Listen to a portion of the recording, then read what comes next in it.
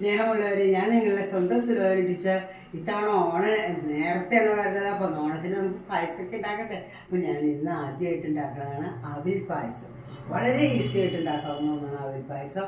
വളരെ റെയറായിട്ട് ആൾക്കാരത് ഉണ്ടാക്കാറില്ല. പക്ഷേ ഇത്തവണ നിങ്ങൾ ഓണത്തിനൊന്ന് ശ്രമിക്കണം കേട്ടോ. അത്ര മാത്രമേ എനിക്ക് പറയാനുള്ളൂ. ശരി, നമുക്ക് തുടങ്ങാം. ചെറിയ കുറച്ചേ ഞാൻ എടുത്തിട്ടുള്ളൂ കേട്ടോ. 4-5 ബദാമുണ്ട്, ചുക്കും ഏലക്കായും പൊടിച്ചതുണ്ട്, മിൽക്ക് മെയ്ഡുണ്ട്, പാല് കണ്ട പാലുണ്ട്.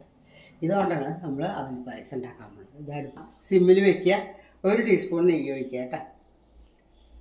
ഈ ബദാം ഒന്ന് വറുത്തെടുക്കണം. 5-6 ബദാം വറുത്തെടുക്കുക കേട്ടോ. മുന്തിരിങ്ങ, ബദാം, അതുപോലെ കാഷ്യൂ നട്ട്സ്, ഏത് വേണമെങ്കിൽ ഡ്രൈ ഫ്രൂട്ട്സ് ഇതിലിടാം.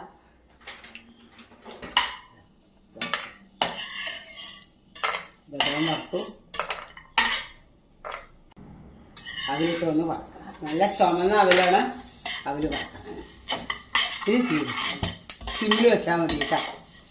വളരെ ഈസി ആയിട്ട് നിങ്ങൾക്ക് ഉണ്ടാക്കാൻ പറ്റണതാണ്. അത് നല്ല പോലെ വറക്കണം.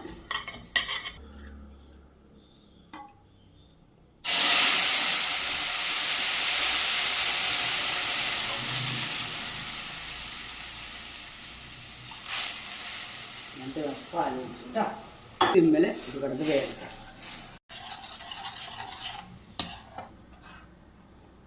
അതിൽ നല്ല പോലെ വെന്തു, നല്ല പാകമായി കുറുകി വേണമെങ്കിൽ അപ്പോൾ നമ്മൾ എന്ത് ചെയ്യണമെന്ന് വെച്ചാൽ മിൽക്ക് മെയ്ഡ് ഒഴിക്കണം. ഹാഫ് കട്ടോരി ഒഴിച്ചാൽ മതി കേട്ടോ, മുഴുവൻ ഒഴിക്കേണ്ട. കുറച്ച് അതിനനുസരിച്ച് ഒഴിച്ചാൽ മതി. ഞാൻ പഞ്ചസാര ഇടുന്നില്ല, ഈ മിൽക്ക് മെയ്ഡ് മാത്രമേ ഇടുന്നുള്ളൂ. പിന്നെ ഡ്രൈ ഫ്രൂട്ട്സ് നിങ്ങൾക്ക് ഇഷ്ടമുള്ളതൊക്കെ ഇടാം. എൻ്റെ കയ്യിൽ ബദാം മാത്രം ഉള്ളൂ ഞാൻ ഇടുന്നുണ്ട്. നല്ല പോലെ ഇളക്കാം. മധുരം കുറവാണെങ്കിൽ വീണ്ടും ചെയ്യാം.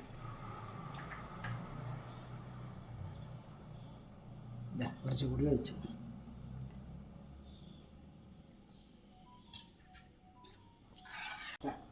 ചുക്കും ഏലക്കായും പൊടി പൊടിച്ചതാണ്, കുറച്ച് ഇട്ടു കേട്ടോ.